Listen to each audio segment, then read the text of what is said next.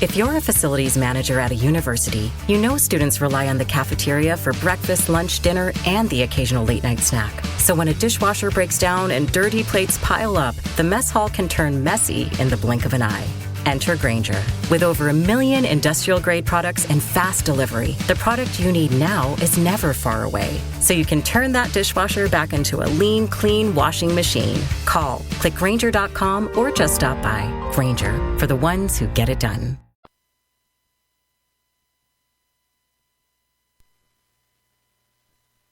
I have come here to chew bubblegum and kick ass. And I'm all out of bubblegum.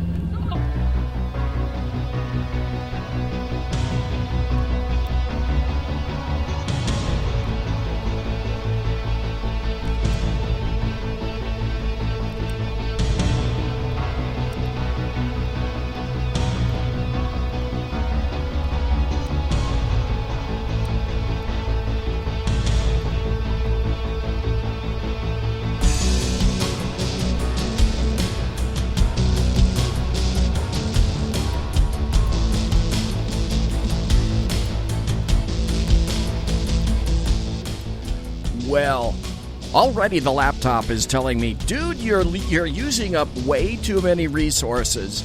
This is a new laptop. I just purchased this sucker last year, so it's not that old. And because I'm streaming live on Facebook and YouTube, that's a hint. It's telling me, don't do this. Well, I'm stressing it a third way, too, because I'm also broadcasting live on Spreaker. Well, that having been said, ladies and gentlemen, boys and girls, children of all ages, welcome to the Bloviating Zeppelin's Berserk Bobcat Saloon. You got a belly up to the bar. We have kept your seat, and it's great to see you back. Snowball is going to be your bartender tonight. He pours with the best of them, and the lava lamp is in fact lighted to my left, your right. And I point this out if you happen, because you can be listening right now on the SHR Media Network. Go to shrmedia.com. Audioly. Jesus, I just created a new word. Audioly. Let's see. How would you spell that? A-D-I-A-U-D-I-O. Audio. A-U-D-I-O-L-L-Y? Just throwing it out there. In any event, since you're seeing the lava lamp, the Ridley Scott commemorative lava lamp, because alien visages tend to pour out of this thing, you can be watching live right now. Fingers crossed. Tell you what, if you want to watch live because of something that happened in the Jersey Joe show that...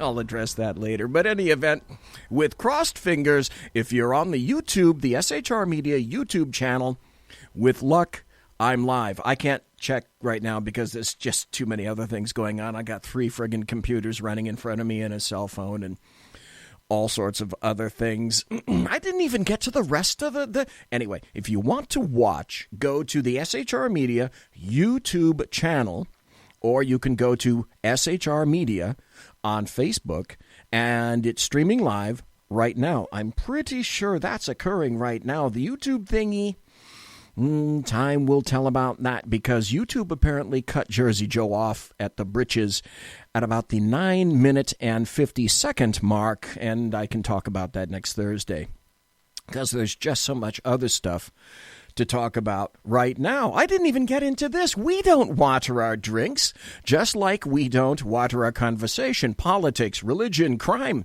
culture, economics, race, sex, science, law. We talk about it all right here at the saloon. Nothing is sacred. I can bash the microphone, and hopefully you don't hear that too much. The speech is free, but the booze is not. All that we ask of you here at the saloon is when you go to the Winkle, the electric Winkle chamber, flush the damn toilet, jiggle the handle, and at the end of your route here in the saloon, please tip your waiter or your waitress. Whew, that was a lot of stuff to say. Well, it would appear that we just got through with President Trump's State of the Union address, did we not? Started about 6 o'clock got through at, I'm guessing 7:40, around there. That's a guess because I was driving here and I was listening in the car and I'm thinking of all the things that I'm going to be doing on the show tonight. By the way, coming up at 15 minutes after, we're going to be talking to Dave Milner. Hi, Dave. I see you in chat. There's Dave. Talk about the people in chat. Jersey Joe is still in chat. Dave's in chat. Hello, Dave. Mike Pasqua's in chat. Welcome to Mike. Good to see you. Whiskey Dale and one viewer who will not be unmasked because we don't do that here in the saloon. The U.S. government would do it to you, but we will not do it here. We have respect for you, one viewer. Or any viewers who wish to remain masked.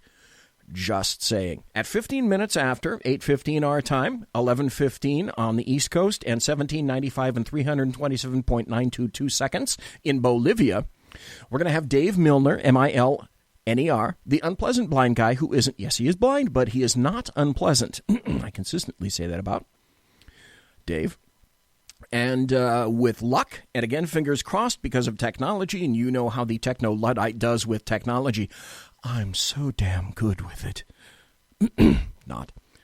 We hope that we'll also be speaking to Jan Rennie, live and direct from Scotland. There's a particular issue that's going on in the UK right now that Dave knows about with regard to Islam. And as the people who are here on the show know, I'm not its greatest backer, and occasionally I like to have Dave on, and he asked this time because he's got an issue that he'd like to chat about.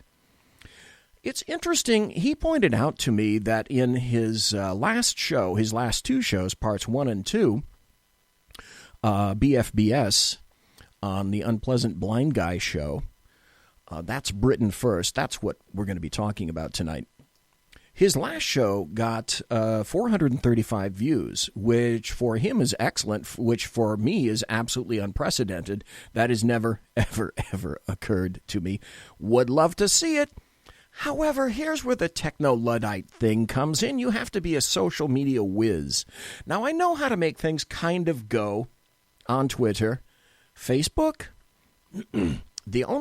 If you send me a message, if you hit me on Facebook, the only reason that I respond to you at all is because it comes here, right here, on my phone.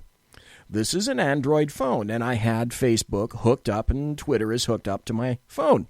Because when I go to the computer over here, and I get into Facebook, there's so many places to go and so many things to do, and admittedly, I have yet to read the instruction book, if there is one, about Facebook. It just doesn't seem all that friendly to me. Now, you have to consider my background in me saying that, because those that know me know exactly what and who I am with regard to technology. That said, tomorrow night, the Sackheads radio show, again, crossing fingers to see if Sackhead Clint is going to be here. There is only one person in this room when the three of us get together that is actually worse than BZ, and that's Sackhead's Clint, which is why I made just for him a special T-shirt, a special black T-shirt, which says SHR Media up here on the top. And then in big white letters it says, because that's his catchphrase, it says, fucking technology. That's his view. Whiskey Dale. Hello to Whiskey Dale. And Simone, good to see you in chat. So glad to have everyone here. We got about another 4 minutes before David Milner calls in. And so I thought, because we're not going to have time to really get into it, let's look and see what the media happen to think about Trump's State of the Union speech. Here's NPR. The headline is, Trump, the state of our union is strong because our people is strong. For NPR, I find that a surprising headline. I expected it to be something like a Trump spouts pitchforked tail and sulfur bleeds from his nostrils or something to that effect. President Trump sought to strike a unifying tone with his first State of the Union address, but some of his rhetoric has been aimed clearly at his base on immigration and his promise to put America first. If you'd listened to that, he talked about giving 1.8 million illegals, I can think of no other word, a path to citizenship. So, from me to you, NPR, this is why you're watching on Facebook Live and why you're watching on the YouTube page. Because now, at this point, this is my visual to NPR. For those of you listening on Spreaker, my apologies. This is what I say to you, NPR. Now, here is CNBC.com. Here's their headline. Trump's State of the... Now, this is what I'm yearning for. This is what we're thirsting for, right? This is more in keeping with what I expected. Trump's State of the Union was supposed to be optimistic, but that's not how he delivered it. Okay. God damn, why didn't I think of that first? And I should have, because here's... Okay, all right, now that I set it up. Trump's State of the Union was supposed to be optimistic, but that's not how he delivered it.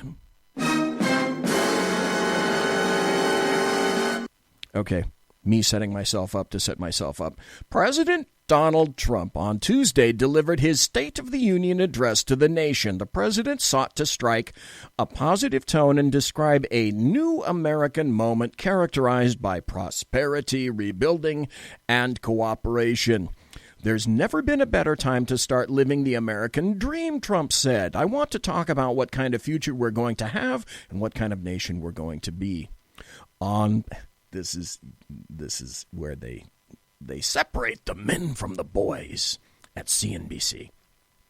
Instead, Trump spoke for over an hour and 20 minutes with little emotion, save for a few instances when he appeared to become keyed up in anger. And again, the spiked tail emerged from his suit coat and sulfur bled from his nose. Once again, just like NPR noted, so at least there's that similarity.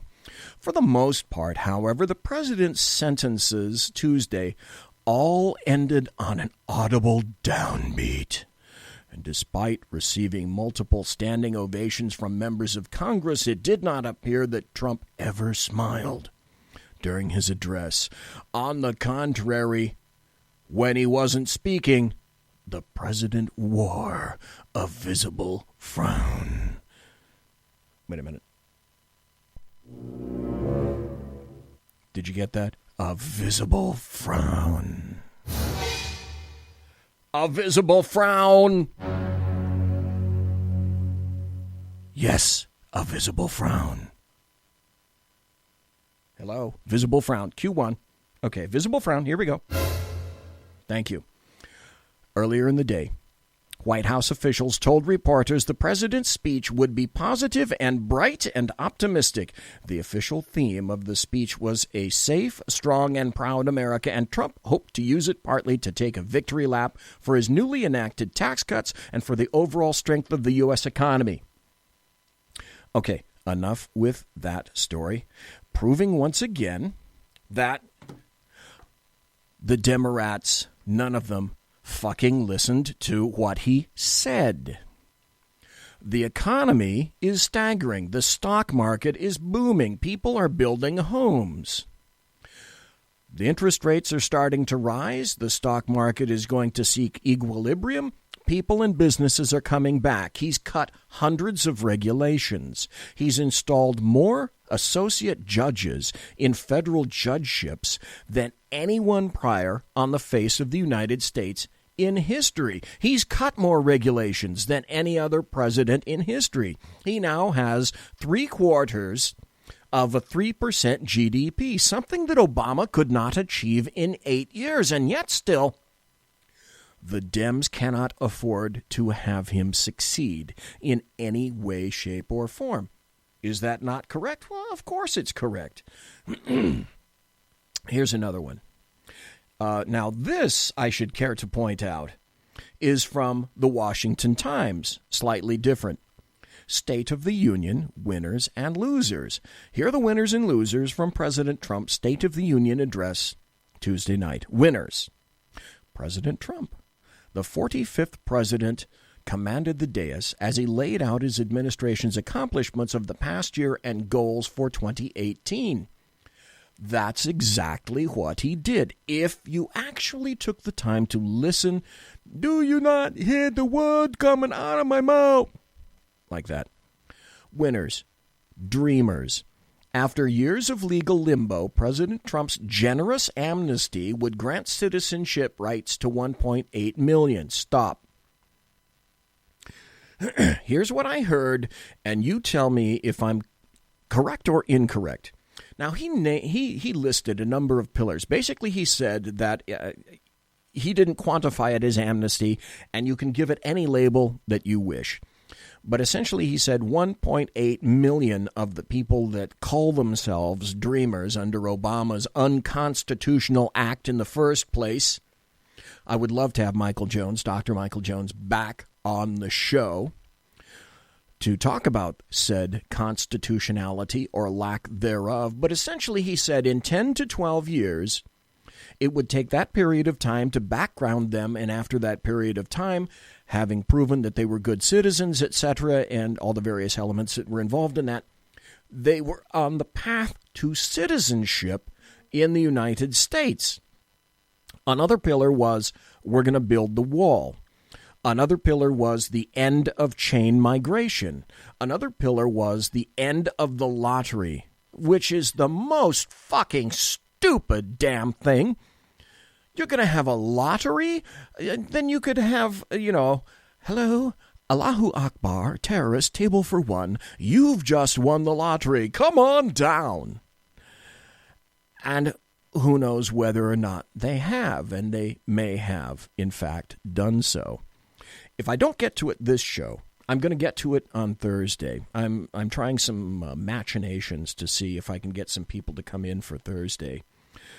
Some folks, and that's a coming show. But in terms of immigration Thursday, I'm going to talk a lot about this. The one particular issue that really jerked BZ's chain and should have been an immediate pillar that I did not hear is this. Now, he did say that he wants lawful immigration and people who bring talent to America. Talent, cash, education. Hey, listen, that's what Canada and Australia, etc., have been doing for years and years, for decades. They don't want to particularly tell you that because old Francois Trudeau doesn't want you to know that. But that's what they've been doing for quite some time. Having said that, what I failed to hear was anything, and with me, this is a huge item because it goes all across the board. And now I'm going to go to chat because I want to hear if I just missed it. And if I did, I want folks in chat to tell me. Oh, hello to Mary Brockman. Welcome to Mary Brockman. So I've got some good folks in chat. Great to see you all here. But you tell me if you heard this. I did not. I was driving for a while, so I may have missed it. I'm not saying that it's not impossible. Did you hear anything about E-Verify? And here is why this, in terms of comprehensive immigration reform, this is why it's so incredibly important to old BZ. E-Verify cuts across every bit of strata. E-Verify, if you're not familiar, is a program in which prior to hiring someone, you run them through E-Verify, and it tells you, it's a database that tells you whether or not that person is illegal. And according to federal law, can you lawfully hire someone who's illegal? And the answer is no, until they change the laws, which to me is why E-Verify is so incredibly important, because it cuts across both sides of the party. And it does a third thing. Let's get to the first two. Number one is it reduces the votes for Democrats because that's all they give a shite about in terms of illegals. They want to be voted into office in perpetuity. When I tell you about the statistics that I have in terms of illegals, probably won't get to it on this show, but next Thursday, you got to tune in because I will talk to you about all sorts of things that you need to know about illegals. Democrats want illegals to keep voting them in perpetuity. That's obvious. They're a tool. Make no mistake. Illegals they're nothing more than a tool to be utilized by the Democrats. Part one. Part two is they're nothing but a tool to be used by the establish-hack Republicans, the rhinos, what I call the establish-hack GOP. Oh, BZ, how can you excoriate your fine Republicans? Well, number one, I'm not. Number two, I'm independent. Number three, the GOP left me. I didn't leave them. And they want the cheap labor, which also hits every other aspect of the market. So businesses, the GOP and the Democrats, make no mistake, they want their cake and eat it too, or they want to eat their cake and have it too, depending on which way that you believe. Patent pending, some contents may have settled during shipping. No leak to basement, please, no step. Member FDIC, batteries not included. So having said that, the third aspect is this, and to me, this is the most important aspect of E-Verify. If someone who is illegal wants to come to this country and E-Verify is in effect, in full force, and must be utilized by businesses, then illegals know, particularly from Mexico and other places that are coming here to score cash and perhaps send it back across the border or just partake of our wondrous, the vast amounts of free cheese on the United States smorgy table, the steaming table of free cheese. If they know for a fact that upon having taken a job or even before they step foot into the office to apply for a job, E-Verify will rear its nasty, ugly head, and it will tell the employer whether or not they're illegal. And if they can't prove it, then the business owner cannot employ them. So if you cut that off at the ankles, or in Hillary Clinton's case, the cankles, if you cut that off, that stops the reason for coming here in the first damn place. Makes sense to me. Does it make sense to you? I'm hoping it does. Now, I see in chat, Dave, by the way, I see that you say you're ready to call in anytime, so sure, you bet. Hit it up. I'm just waiting for you to give it a call. And Dave also said Democrats got 1 million voters legitimized, and in return, Trump got a bunch of crap that'll be rescinded as soon as the Dems can manage it. Which means that, of course, as soon as the cycle turns, the worm will in fact turn. It's cyclical. It always will. Then that very well can be rescinded as well. So I didn't hear anything about E-Verify. And to me, that's highly important. And apparently you guys didn't hear it either. Now, it's Dave, we got about 5 more minutes before the bottom of the hour break. So, folks, we've got Dave Milner, the unpleasant blind guy, calling in. And he's from the right coast, the east coast of the United Snakes of America. And if I'm not mistaken, he may also have Jan Rennie with him, who is from Scotland. So for the two of you, number one, thank you very much for calling in. Number two, we're going to be able to go on for about another 4 minutes. I'm going to have to take about a 3 or 4 minute break, and then we will be right back. So I have to say, first and foremost, thank you, and welcome to Dave Milner, the unpleasant blind guy who isn't. He's blind, but he's very pleasant. Dave? Hey, Mark. I hope my audio is 5x5. It sounds great. Very good, man. Very good. Sadly, I don't have Jen with me. Jan Rennie lives in a place in Scotland that is a cell phone dead zone. Ooh, I have not been able to get hold of her in any form of communication, both from either wired or cell phone or anything. So sadly, unless she just happens to pop up while we're talking, I won't be able to have her on with us. I do apologize for that, and I'm sure that she does too. Because we wanted. This was a big reason we wanted to get in, because it was she, honestly, Mark, that inspired the whole last two shows that I did.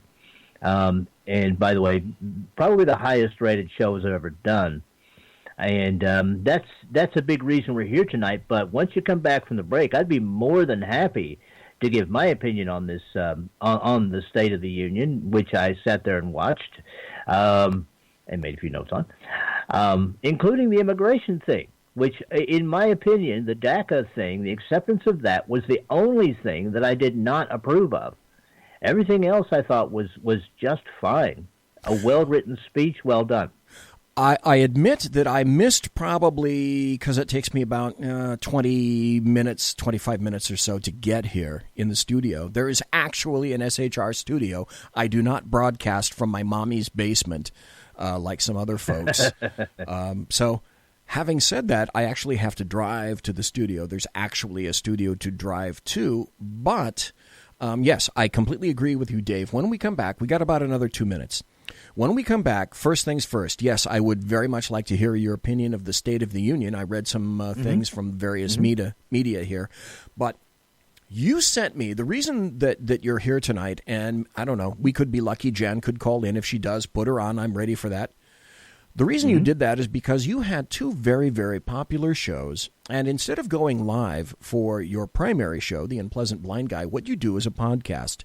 And your podcasts can last anywhere. They're topic-driven, and they can last anywhere from, say, half hour, 15 minutes, half hour, 45 minutes, an hour, roughly like that. Well, you broke this particular topic down into two separate podcasts. And in doing so, you created some of the biggest buzz that you ever had on your show. So what I'd like to do, we got about another minute. What I'd like to do, we'll chat about the State of the Union. And then I'd like to transition over into your show, why you created it, why it became so popular, and we'll go into the topic of Britain first, because my guess would be that the folks that are listening here right now are not really familiar with what's going on in the UK. And I know for a fact that you are, because I want to mention this before we hit the break. You're also a member, and you speak every Thursday and Sunday, if I'm not mistaken, about the English Defense League. And you're on with a gentleman from the English Defense League called Jeff Mitchell. And so I know that you have your finger on the pulse of what's going on in the UK, in the Eurozone, and all across Europe. So, folks, it's the bottom of the hour. We've got Dave Milner on the telephone. We're going to hit a break and come right back. More buttery political goodness just for you and you and you, right here on the SHR Media Network, shrmedia.com. This is the Bloviating Zeppelin on the Bloviating Zeppelin's Berserk Bobcat Saloon radio show. Don't go away. Conservative media done right. You're listening to the SHR Media Network. Hey, it's Sean from the Sackheads radio show, also one of the owners here at the SHR Media Network. Are you opinionated? Have you ever wanted to do your own show? Have you ever heard somebody like the Sackheads and go, yeah, I could probably do that better? Well, now's your chance. Send me a 5-minute clip at sackheadsradio@gmail.com, and maybe you can be part of the SHR broadcasting team. sackheadsradio@gmail.com.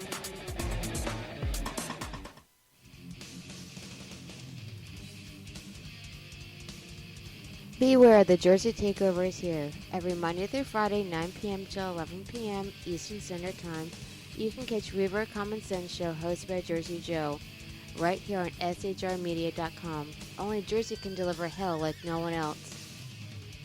so consider this your fair warning.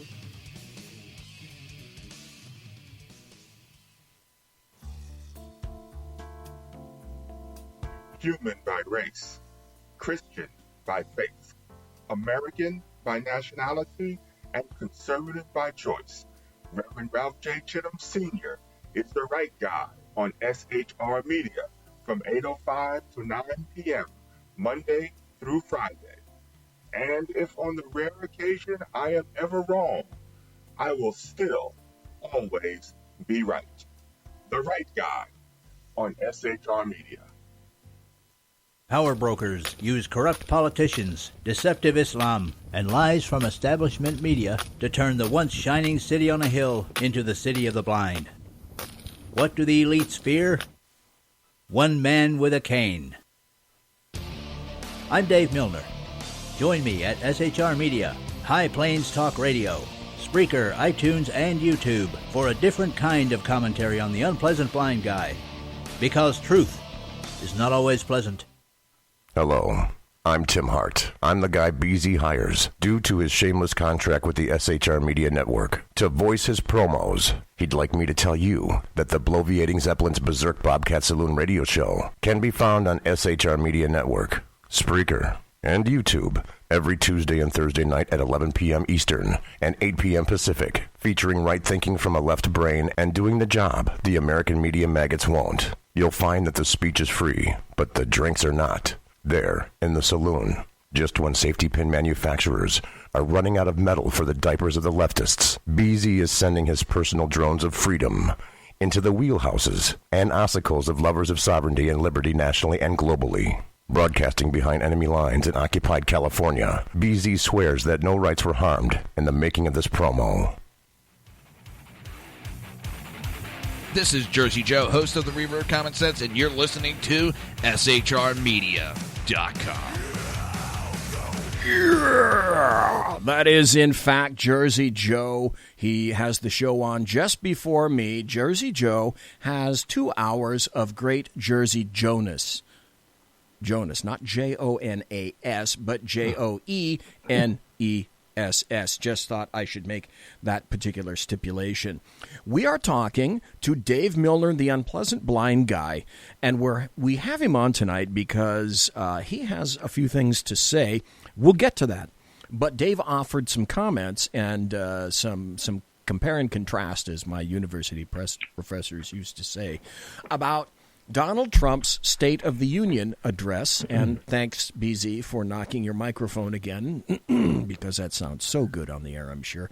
Anyway, Dave Milner, the unpleasant blind guy who isn't, what did you think of Trump's State of the Union address? Well, general impressions first. Very typical behavior on the part of members of both parties, I thought. Very polite, the guests were, seemed to be, and, of course, the Democrats ran the gamut from looking like they'd rather be anywhere else to looking like they were sucking a lemon.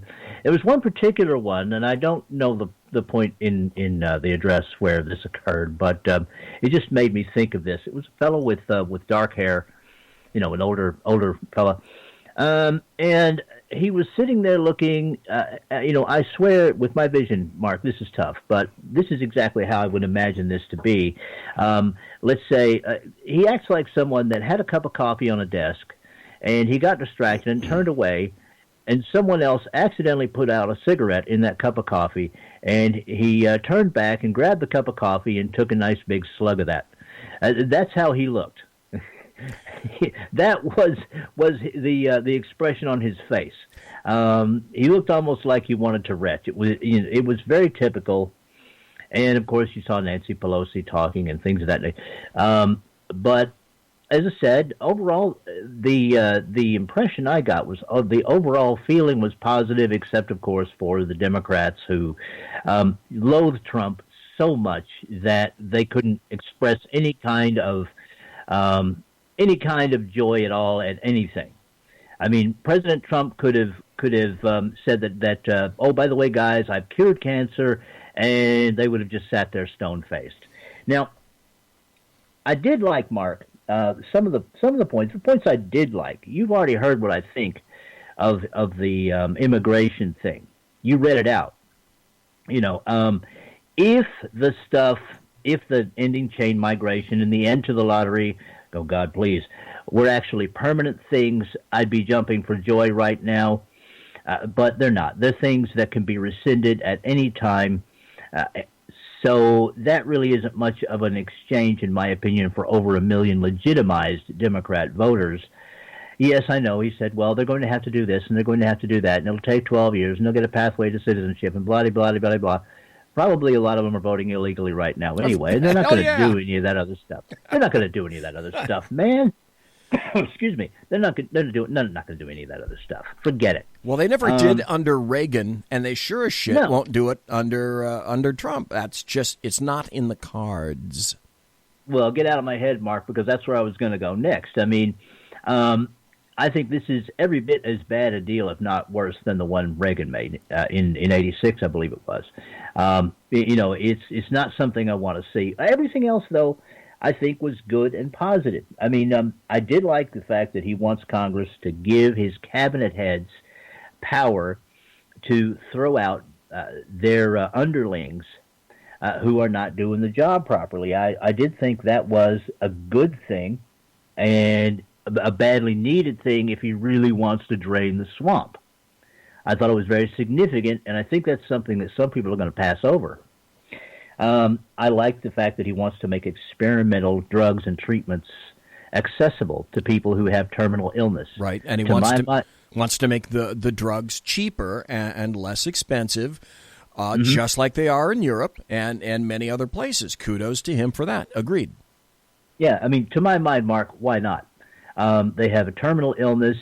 Everyone's been touched by cancer, and that's only one terminal illness.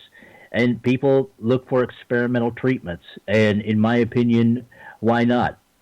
It's something that is definitely needed. Now, I don't know where he's going to get the $1.5 trillion for infrastructure. He said that he was going to partner with states and localities, but I don't really know how that's going to work. That could wind up turning around and biting us in the arse because of state and local taxes to make that particular thing happen. And I'm not a big family or a paid family leave guy. I don't know. I view that as kind of an entitlement, quite honestly. We got along very fine without it before the Clinton administration, and I just don't see it really as something that we need, especially when we're trying to build our economy up. Now,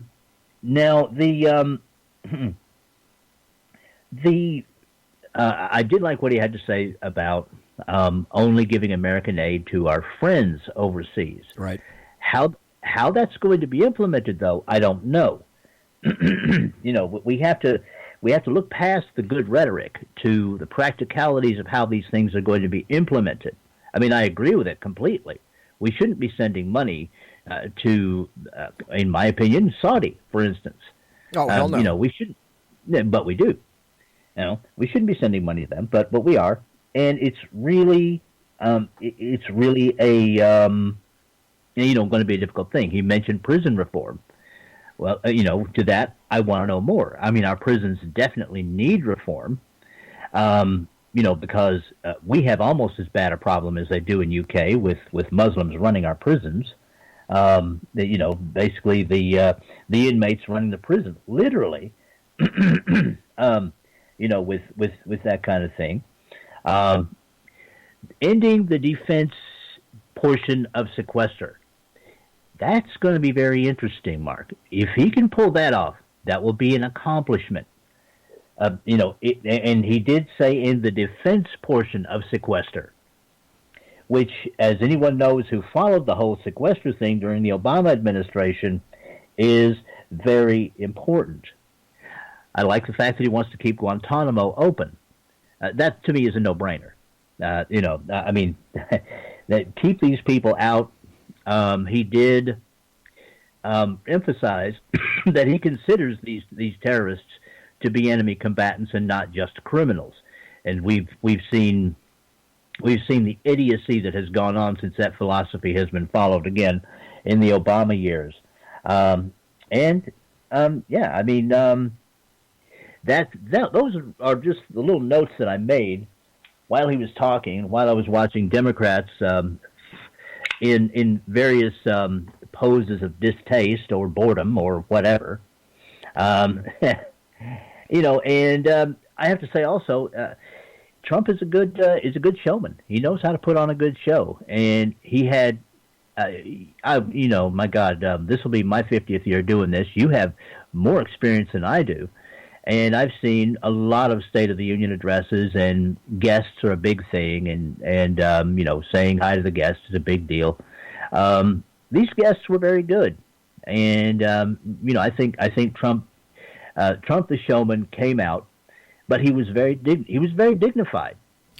Here's a terrible thing, and I mentioned it, and NPR mentioned it, and so did CNBC. Unfortunately, I wasn't. Like I said, I was driving when this probably occurred. But apparently, at some point during the speech, Trump's red forked tail came out and emerged from his suit coat.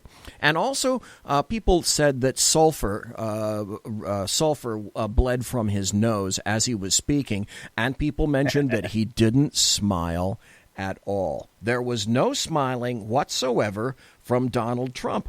None at all. Well, I didn't see, again, me saying I didn't see something is, it's not, you really can't take it to the bank. I mean, facial expressions are always something I've had trouble with. I tend to go on other cues. So I don't know whether that was the case. He looked serious. Yes, he did. He did look serious. Now, I'm peeking around Twitter just for the heck of it. And here's some of the reactions that I'm seeing from Twitter. From Dannerism, I have to say, and I don't know if anybody else did. I don't know if you did either, but apparently Joe Kennedy made the Demorat response to this. I heard not one word of that. Dannerism said, easily the stupidest and most pretentious Dem response ever. Matt Betley, an author who I've had on already, said, after tonight, Trump 1, Demorats 0. Chuck Nellis said, Joe Kennedy III is definitely at the Ted Kennedy end of the Kennedy spectrum, or even, dare I say it, to Carolyn just he's left. Carrie Baxter Donovan, East Coast political goddess, said, Van Jones just said that he's been assaulted by President Trump since he was in office. Wow. CNN is bad news. Candace Owens said, make no mistake, Democrats didn't brand themselves as anti-Trump tonight. They branded themselves as anti-American. Truly sickening. Hugh Hewitt of the Hugh Hewitt radio show said, Dems did not think this through. They are sitting on their hands as America applauds. Let's see. Bradley Scott said, I truly believe this man is saving our nation. God bless and protect Donald Trump. Now, I shipped out a photograph of San Fran Nan, and apparently this has kind of gone semi-viral because her mouth, as I caught her, I hate this. Well, I can say it. It's late night TV. It looks like a sphincter. And so as I put this out, I said San Fran Nan is clearly applauding for all the buttery good things that occurred. And there's my photo from someone else, and it says, poor Nance. She has to concentrate on smacking her gums and keeping her teeth clean. This is fantastic to watch. Actual adults behaving like 2-year-olds. Well, it continues. Conservative LA says it's time for a week and a half of pics of cute bunnies. Jeff Dunitz, the Yid with Lid, said Kennedy's speech seems to be a bit generic. Ben Shapiro, Bernie Sanders, who was just informed pudding will be available after this speech. He cheered wildly, and so on. It just continued. Jeff also said, and it was a very generic liberal Democrat. Ted Kennedy could have given that speech. I almost expected him to cry out, "Mary Jo, please wake up." Ooh.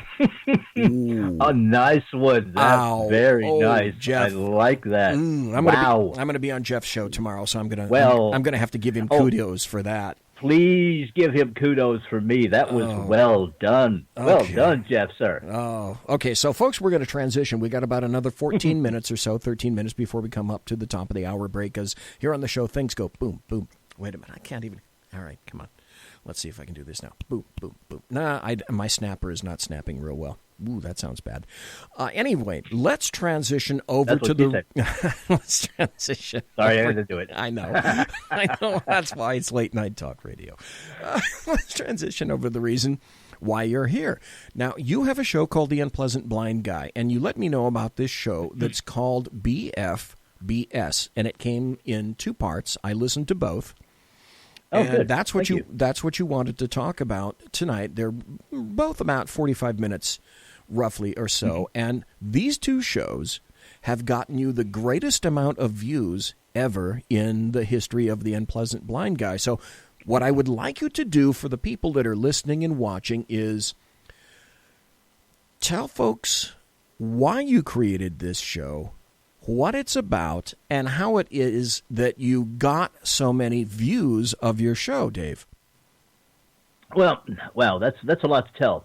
I guess I'll start out with, I had been calling in here and there to various radio shows before I made the show.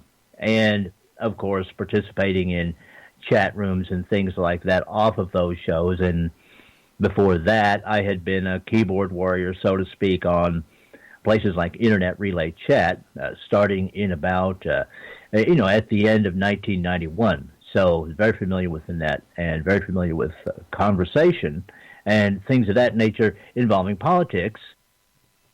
But it sort of increased the moment that I began calling into some of these radio shows and getting in those shows' chat rooms, because the people in those chat rooms kept telling me I should get my own show. And it took a few years for me to do that.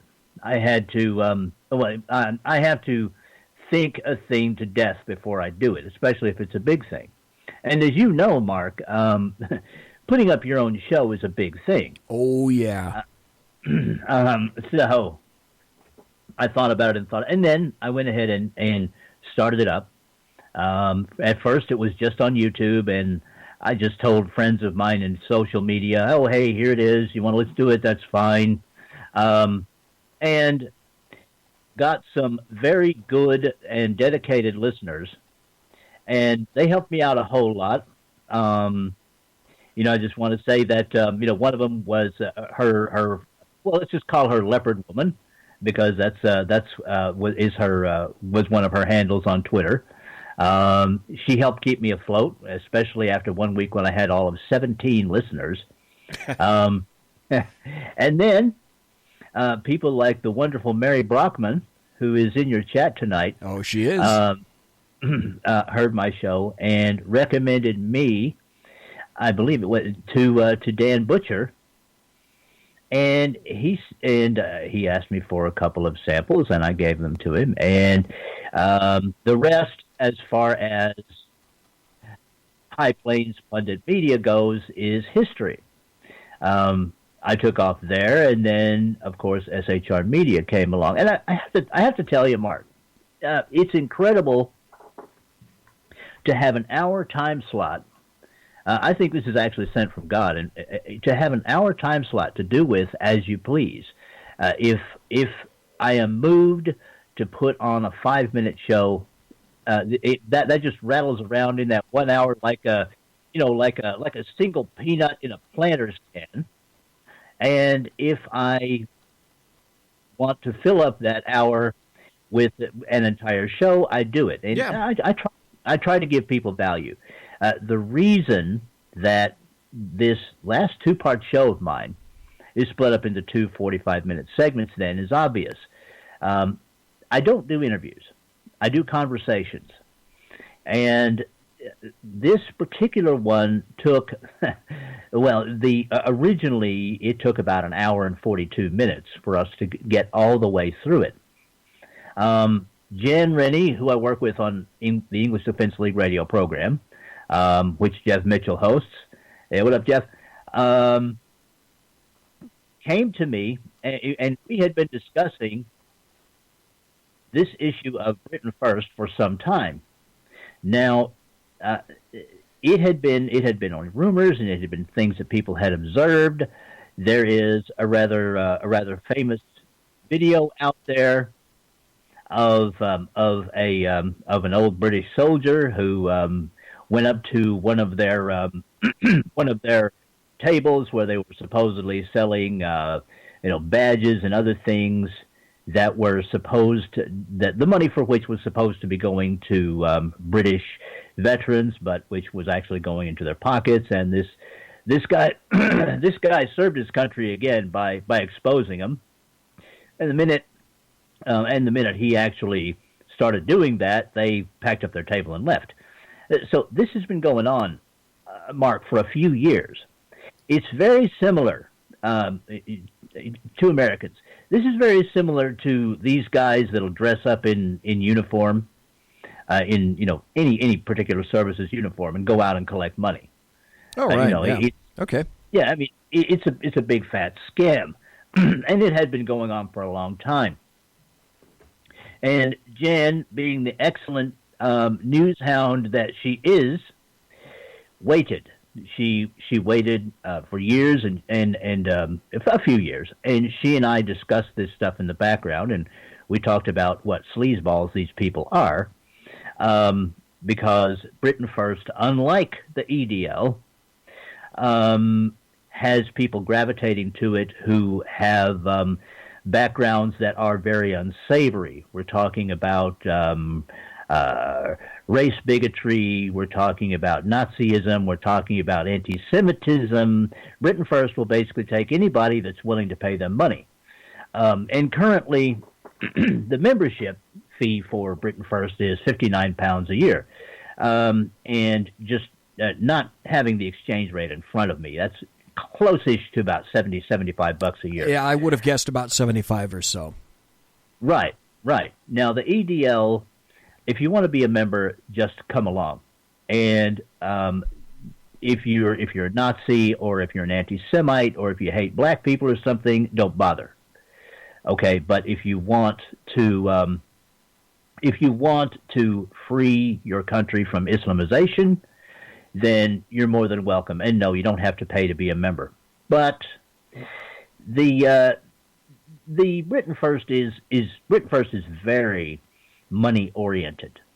They like for their people to pay for a membership, and you get a nice, from what I understand, you get a nice certificate. You get a picture of their two current leaders, Paul Golding and Jada Franson. And it's a very nice picture of Jada Franson. People, especially American donors, and we'll get into that in a moment, Mark. There's a reason why this is relevant to Americans.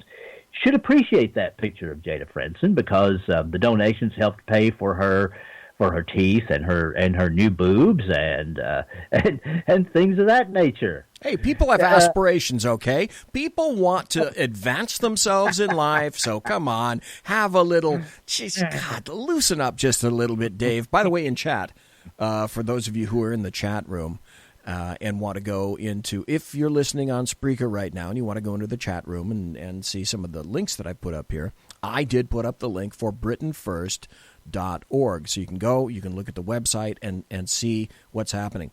Dave, let me go back and ask you a question, though. Britain First purports to be what? What is their purpose? What do they think they're here for? Well, to my mind, as far as I can tell, they're an alternative to the English Defense League. They claim to be there to fight the Islamization of the United Kingdom. That's what they claim to be there for. It was an offshoot group. A lot of them were people who used to belong to the EDL, and for personal reasons and the kinds of other things that happen in every organization you can think of. All right, they gravitated away from the EDL and went into this new organization, Britain First. Okay, so it got personal. It became personal. Right. Personalities got involved. it became personal. And yes, I've just put in the link to the English Defense League website. Oh, good. Thank you. So you guys could see that. Yes. Thank you. It was for a lot of personal reasons, and of course, Tommy Robinson, the rather famous ex-leader of the EDL, had been harassed, and is still being harassed. Actually, to this day, he's still being harassed. It's just terribly. So people people gravitated over to what they thought was the new and exciting thing, and they got donations, and they did things like, if you go on YouTube and look at their videos, they've got what they call the Truth Truck, which is this armored van that they go out and do very dramatic things with and everything. All right. Right. Oh yeah, Truth Truck, man. Yeah. And they used to do what they call Christian patrols. And of course, this was all BS. They would go and confront the Sharia patrols and things of that nature. Oh, okay, right. Stop. Can you stop right there just for a second? Go ahead. Folks who don't know what a Sharia patrol is, and I'll wager that a lot of folks, maybe not so many people in chat right now, but I bet some people that are listening either in podcast or perhaps a little bit later, they don't know what a Sharia patrol is in the UK. Can you enlighten folks as to what that means? Oh, a Sharia patrol, and I'm really glad you asked that question, Mark. A Sharia patrol, and they're not just in the UK. The underground professor calls these people in Saudi, for instance, moral minders. What they are there for is to make sure that everyone on the street complies with Sharia. You can call it Sharia law, but honestly, as you, Mark, know, Sharia is a larger system. It's an Islamic plan for living, and they want to make sure that people aren't carrying around alcohol, which in the UK people do tend to imbibe. They want to make sure that women are not immodestly dressed. They want to make sure that people are compliant to Sharia. So in the neighborhoods, they dominate in the UK. Places like Birmingham, Rochdale, parts of London like the Tower Hamlets public housing area, things of that nature. They actually have gangs that are out basically doing what they call Sharia patrols. This is basically so that they can run the behavior in their neighborhoods the way they see fit. Not legal at all, but they do it anyway. And if there are no cameras around, which is kind of a neat trick in the UK because they have CCTV everywhere, but there are places where they don't. If there are no cameras around, they'll enforce their vision of proper Sharia behavior with beatings and things of that nature. And this is not, Mark, just in the UK. I predict that it won't be very many more years before it's right here in the United States in places like Michigan and Minnesota. Yep. Guaranteed. Exactly. Dave, guaranteed exactly. It's going to be coming to, Hamtramck first, and then Dearborn. Back and forth between those, guaranteed that will happen. Folks, we're going to have to take a break. It's the top of the hour. It's 9 o'clock on the left coast, and it's the magic witching hour on the east coast. It's midnight, and in Bolivia, it's 17,523.723 seconds and 29 hours, and east by northeast, and that all kind of stuff. Folks, we're listening to and talking to Dave Milner, the Unpleasant Blind Guy, and he's talking about his show, BS, and he's also talking about Britain First. We're going to take a break, and then come right back. Pretty please. Conservative media done right. You're listening to the SHR Media Network. Featuring right thinking from a left brain and doing the job the American maggots won't. BZ is fundamentally changing America one diaper at a time. Just when safety pin manufacturers are running out of metal for the diapers of the leftists, where the speech is free, but the drinks are not. The bloviating Zeppelin's Berserk Bobcat Saloon can be heard every Tuesday and Thursday night, commencing at 11 p.m. Eastern and 8 p.m. Pacific, where pushback is a requisite art form in and of itself. Let your ossicles be truly liberated when you listen to the bloviating Zeppelin's Berserk Bobcat Saloon, only on SHR Media Network. No ferrets were harmed in the making of this ad. When dirty politicians, shadow governments, and deceptive Islam blind the world with fake stream media smoke, their only fear is one man with a cane. I'm Dave Milner. Join me through SHRmedia.com, HighPlainsTalkRadio.com, and the Western Free Radio Network at Spreaker, YouTube, and iTunes for a different perspective weekly on the Unpleasant Blind Guy. And catch me on Jeff Mitchell's EDL Radio on BlogTalkRadio.com. There's no surrender ever, because truth is not always pleasant. This is Sam on SHR Media. You can listen to my new show starting on Tuesdays in January. Get my perspective on national politics, a conservative's perspective on California politics, the latest in the war on terror, all of that and a lot more here on Tuesdays at SHR Media. And don't forget to follow me on Twitter at Sam_SHR Media.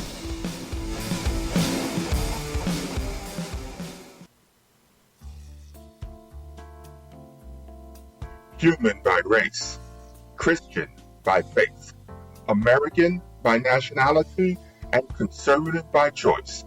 Reverend Ralph J. Chittum Sr. is the right guy on SHR Media from 8:05 to 9 p.m., Monday through Friday. And if on the rare occasion I am ever wrong, I will still always be right. The right guy on SHR Media.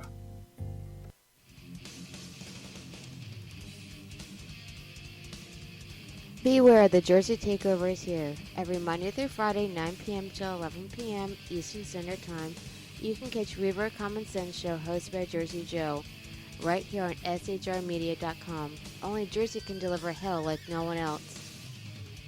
So consider this your fair warning.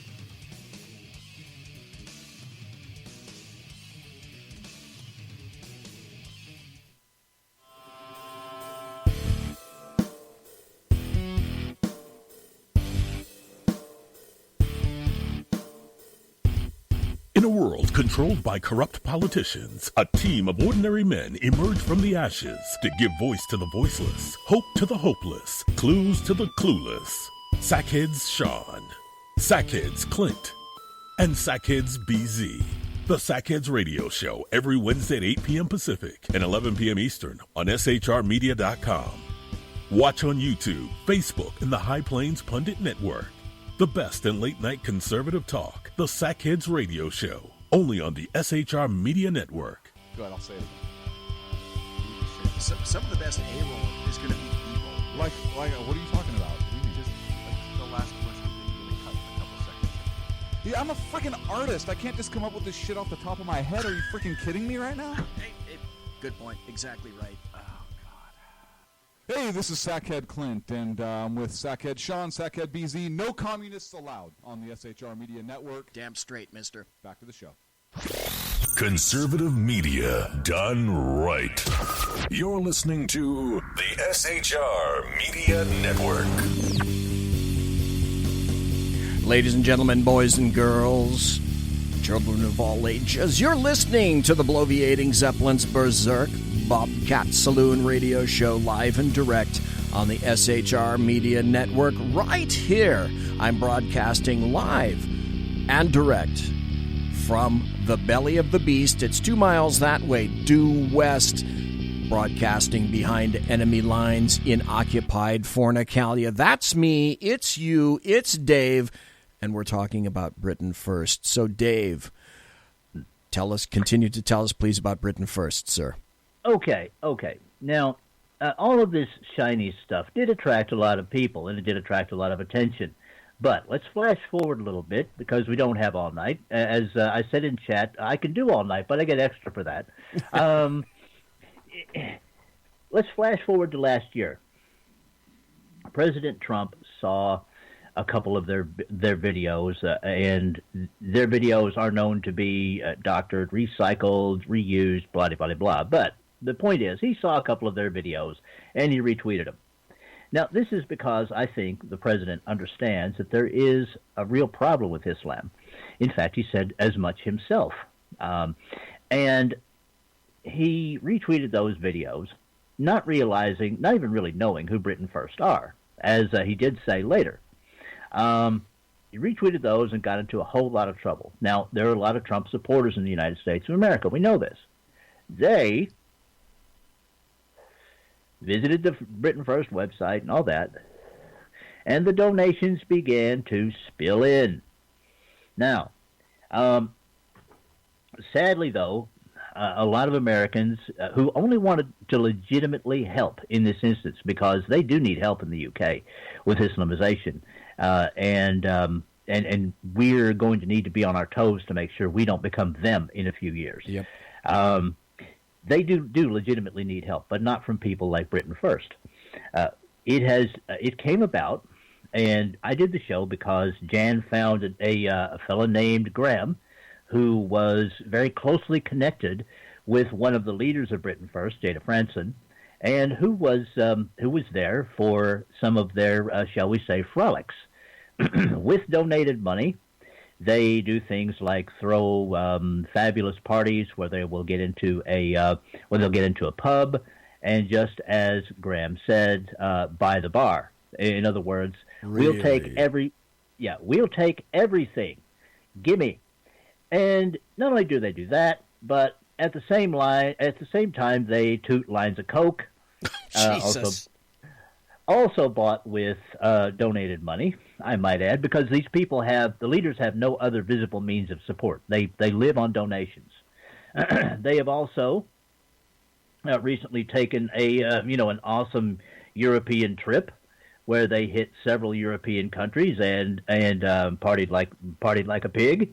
Again, on donations, and they're very big about raising money, Mark. They always, the last one of their target amounts that I heard of, and this was only a few days ago, was £42,000. So call that about $50,000, okay? And that's what they do with it. They line their pockets with it instead of actually putting it to good use. Now, Mark, really quickly, you and I both know what it takes to run a volunteer organization. A volunteer organization has leaders, and they need money for working vehicles, a modest home, and travel. Nobody has a problem with that. The problem that Jan had and that I have is that these people are using this money to live large and not to do the things that they need to do to inform people about Islam. And there are other inconsistencies about these people that make us believe, both Jan and myself, and our news and social spider senses tingle, that these people might be involved as police informants, actually turning in innocent people in the UK and saying that they're doing things like harboring weapons and plotting against the government and things of that nature. Reasons why. All right, very quickly. Britain First demonstrations, which aren't very much of a much, are barely touched by the police over there. They get very nice police protection, and they're not attacked that much from Antifa and groups like Hope Not Hate and things of that nature. EDL demonstrations, on the other hand, hundreds of police, and they suffer a lot of attacks from these counter-protesters, and in some cases, the police direct them into places where they will suffer those physical attacks. And if someone from the EDL puts one toe out of place, they get arrested and they will spend prison time. People from Britain First, these leaders specifically, have been arrested, but they haven't spent any jail time. They keep going to court for things, and they keep coming out with no jail time. And that is, Mark, that is very suspicious. You see a lot of this stuff in these shows, and I'll say this up front because that's how I like to be with listeners. A lot of this stuff sounds like he said, she said soap opera, but if you look beneath it, and we do cover that, I think you can acknowledge that, Mark. If you look beneath that, there is a lot of suspicious activity that is going on with Britain First, and and the proof is available. Jan does have the proof that they are doing these things that any legitimate news organization would be happy to buy into. So this is not just hearsay, okay?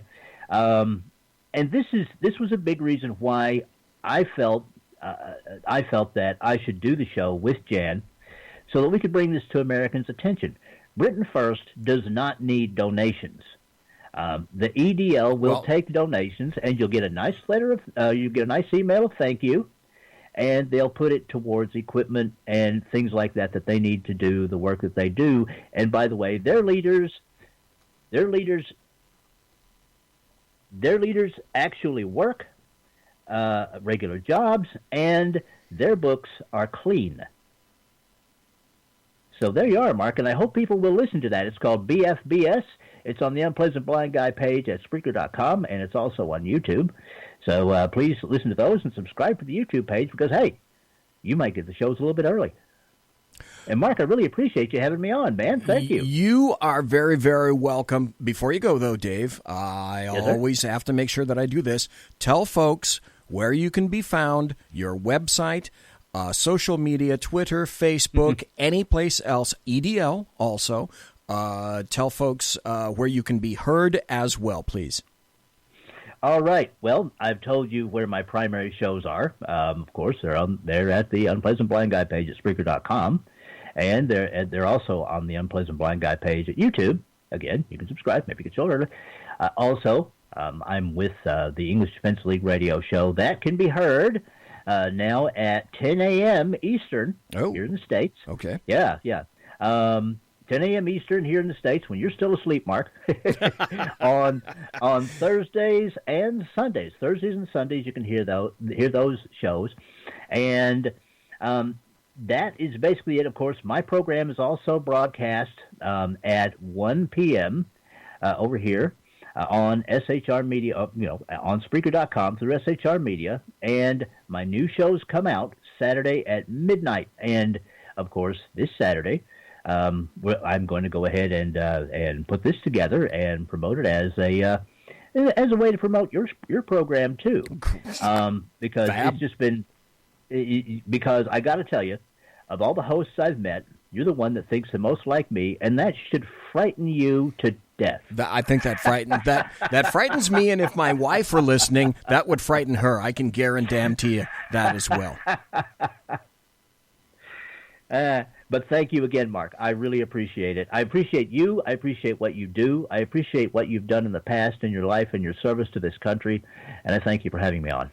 Okay. And, folks, that was Dave Milner, the Unpleasant Blind Guy, proving once again that my $20 was $20 well spent for all those glowing words said by Dave. So, Dave, thank you. All righty, folks. Now we're going to transmogrify just a bit, if you will. And I think maybe it's time to start with a little bit of this. Hello? Earth to computer. It's time for happy stories and good times. Okay, thank you. It is time for happy stories and good times. Let's go back to the State of the Union just for a moment, shall we? Because there were some things that were said about the State of the Union. Here's the Washington Times. It's good for your bank account. On President Trump's watch, the stock market is soaring, and sweeping tax reform would mean higher take-home pay for the majority of Americans. Now, this is losers, according to the Washington Times. Losers are Chuck and Nancy. Senator Charles Schumer and Representative Nancy Pelosi, frequent foils of the president, were reduced to dour expressions in close-up television shots as President Trump was the center of attention. Now, go back to CNBC. If you remember at the beginning of the show, and I do, though I generally have no memory whatsoever, I said that, and I put two photos out on Twitter about Nancy Pelosi's mouth forming basically a sphincter. Never once, basically, did she clap. It's just, oh my God. You can go to my Twitter timeline and see the photographs that I put out there. And they were complaining about President Trump not smiling. You want to see someone not smiling? Look at Nancy Pelosi. Look at little Chucky Schumer. Losers. The House Sergeant at Arms. It was the State of the Union, not the State of the Union as it was the State of the Union, not State of the Unium, UNIOM, as printed on the first batch of tickets for the speech. Losers. The impeachment crowd. They thought he'd be gone by now. And to that, I give just a wonderful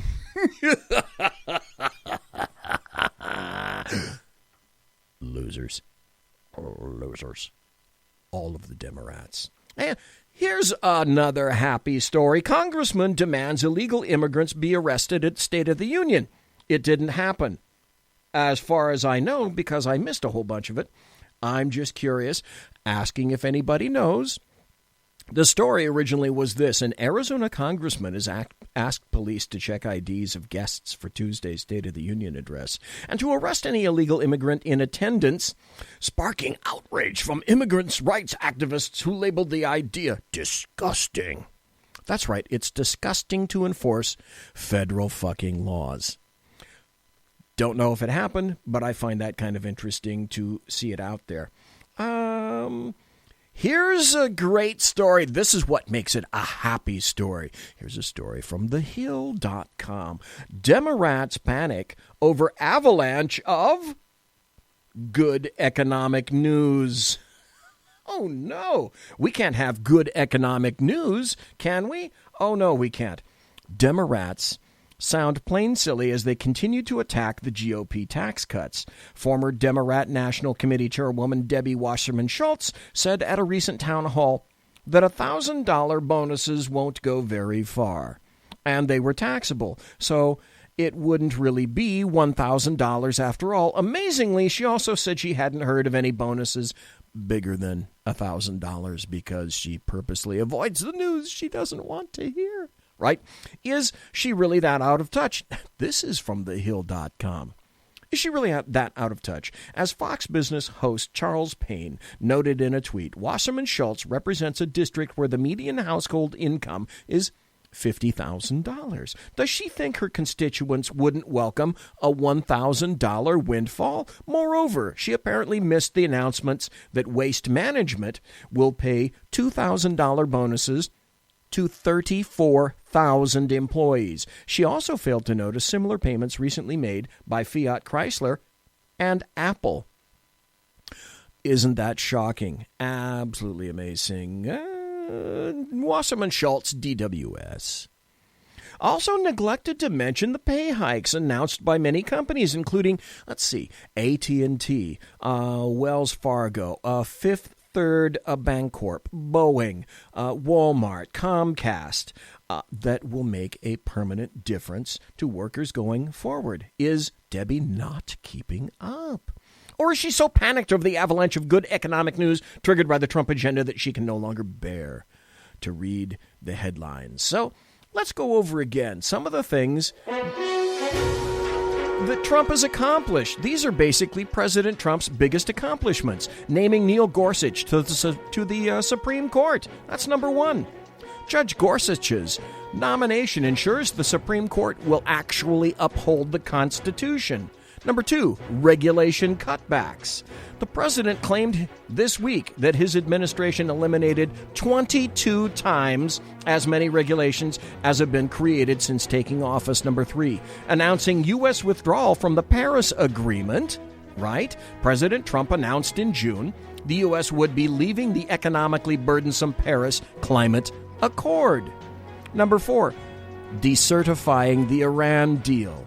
The Trump administration struck a blow to the Iran nuclear deal in October, and by refusing to certify that the deal is in U.S. security interests. Number five, the defeat of ISIS in Iraq. ISIS's territorial losses dramatically accelerated under the Trump administration. Imagine that. Number six, appellate court judge appointments. Congress has confirmed 12 appellate court judges. That's a record for a president's first year, by the way. Number 7, recognizing Jerusalem as Israel's capital. President Trump became the first president to acknowledge that in December of last year. How about number 8, tax reform? Yeah, President Trump signed the Tax Cuts and Jobs Act into law. Also, his first major legislative achievement, and isn't that amazing? All things that he said he was going to do, and he's been doing them. I'd say that's a happy story. Not so happy, we go back and transition into the regular news, because if you remember what's coming, well, how about this? Remember the dossier, the Russian dossier. Remember that people are now talking about this 2-page memo created by Devin Nunes that apparently may be coming out. We'll get to that. But isn't it amazing? Isn't it astounding? As I said, every Demorat on the Intelligence Committee voted against letting Congress. They voted against Congress, their own Congress critters, seeing that memo. The loyalty of America's lawmakers is supposed to be to the country and to the truth. People can, of course, disagree about policies and politics. But at the end of the day, all elected officials should serve the Constitution and its people. It looks like truth has taken a backseat to partisan games in a stunning development to the Department of Justice wiretapping scandal. Not a surprise to me or you.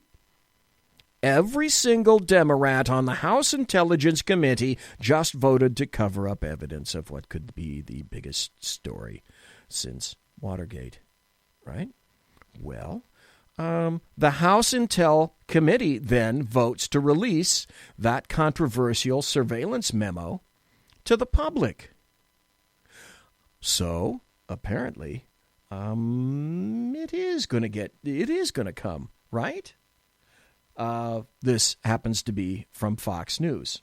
Tonight's State of the Union will not be a big reveal of this memo that Republicans believe will spotlight Obama-era abuses of law enforcement tools. In fact, it may be a few days before anybody has any idea what's in it.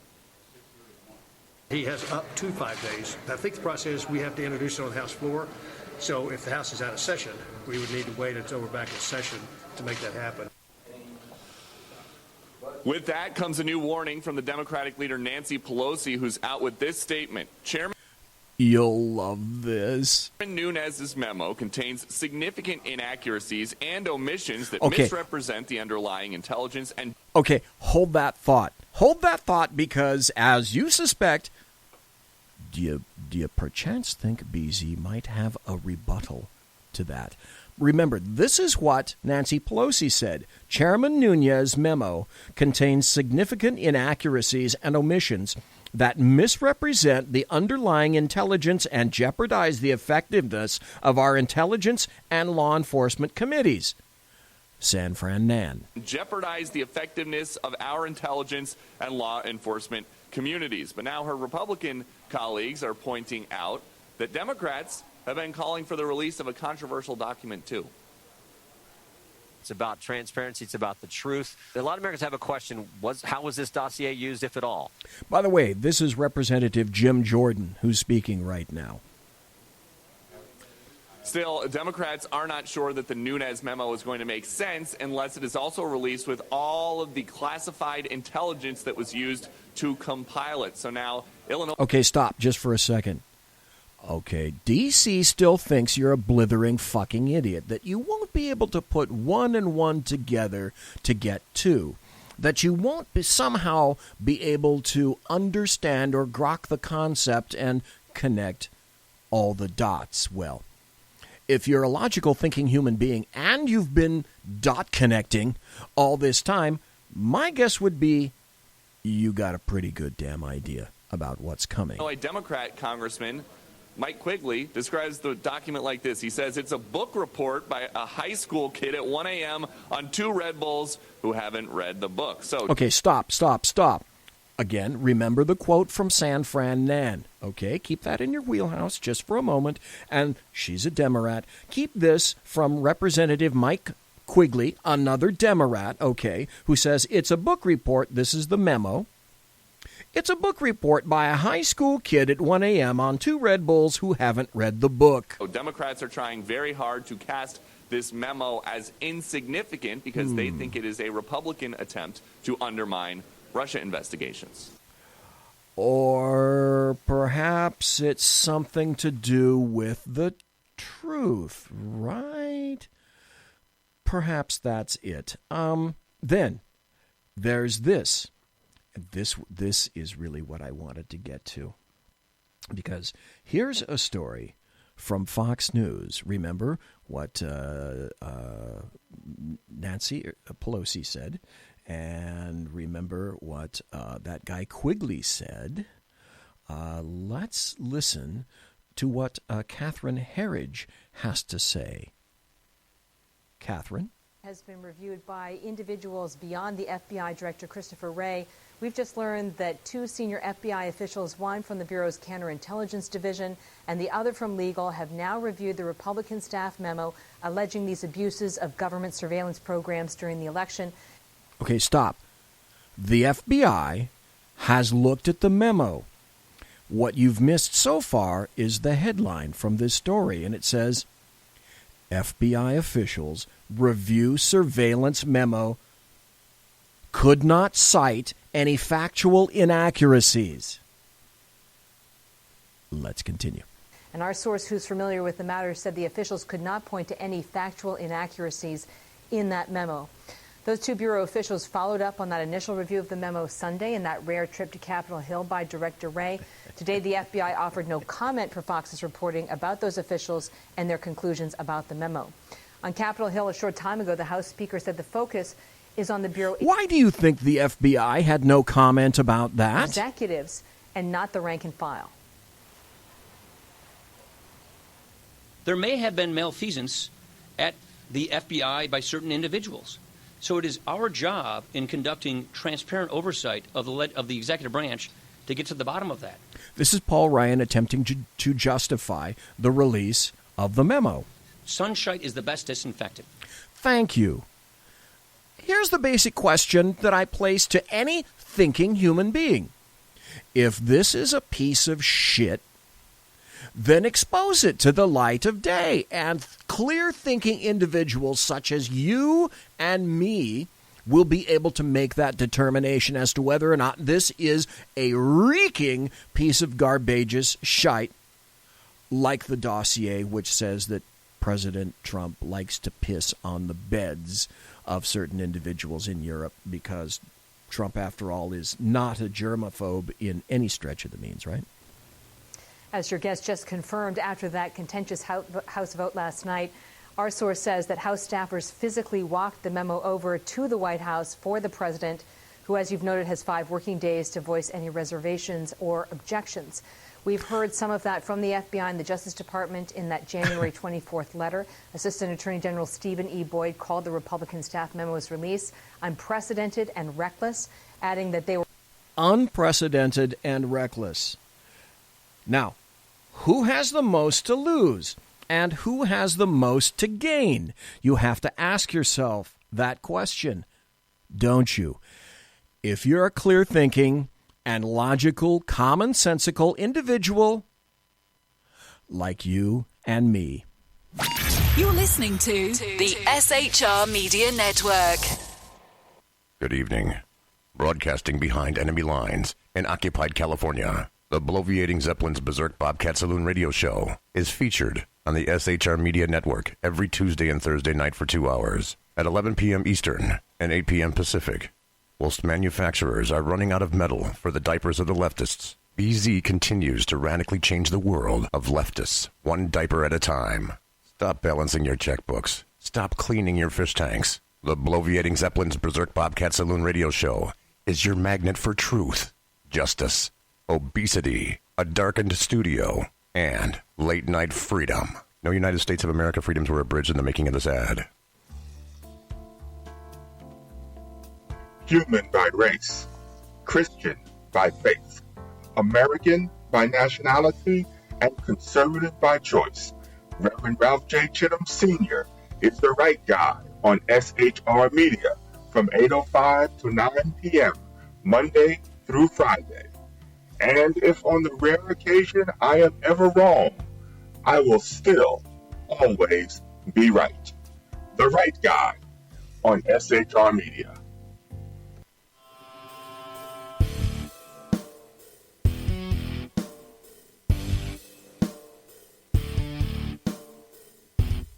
In a world controlled by corrupt politicians, a team of ordinary men emerge from the ashes to give voice to the voiceless, hope to the hopeless, clues to the clueless. Sackheads Sean, Sackheads Clint, and Sackheads BZ. The Sackheads Radio Show every Wednesday at 8 p.m. Pacific and 11 p.m. Eastern on SHRmedia.com. Watch on YouTube, Facebook, and the High Plains Pundit Network. The best in late-night conservative talk, the Sackheads Radio Show, only on the SHR Media Network. Go ahead, I'll say it. Some of the best A-roll is going to be B-roll. Like, what are you talking about? What do you mean? Just like the last question that you really cut a couple seconds. Yeah, I'm a freaking artist. I can't just come up with this shit off the top of my head. Are you freaking kidding me right now? Good point. Exactly right. Oh, God. Hey, this is Michael Wright. And I'm Shannon Wright. Join us for The Right Way with Shannon and Mike, Monday through Thursday from 7 to 9 a.m. right here on SHR Media. Why are they joining us? For fun things like sports, politics. Oh, maybe some news and entertainment? And all kinds of other things. Money and recipes and events, all kinds of stuff. Yeah, so join us Monday through Thursday, 7 to 9 a.m. here on SHRmedia.com. When dirty politicians, shadow governments, and deceptive Islam blind the world with fake stream media smoke, their only fear is one man with a cane. I'm Dave Milner. Join me through SHRmedia.com, HighPlainsTalkRadio.com, and the Western Free Radio Network at Spreaker, YouTube, and iTunes for a different perspective weekly on the Unpleasant Blind Guy. And catch me on Jeff Mitchell's EDL Radio on BlogTalkRadio.com. There's no surrender ever, because truth is not always pleasant. This is Sam on SHR Media. You can listen to my new show starting on Tuesdays in January. Get my perspective on national politics, a conservative's perspective on California politics, the latest in the war on terror, all of that and a lot more here on Tuesdays at SHR Media. And don't forget to follow me on Twitter at Sam_SHR Media.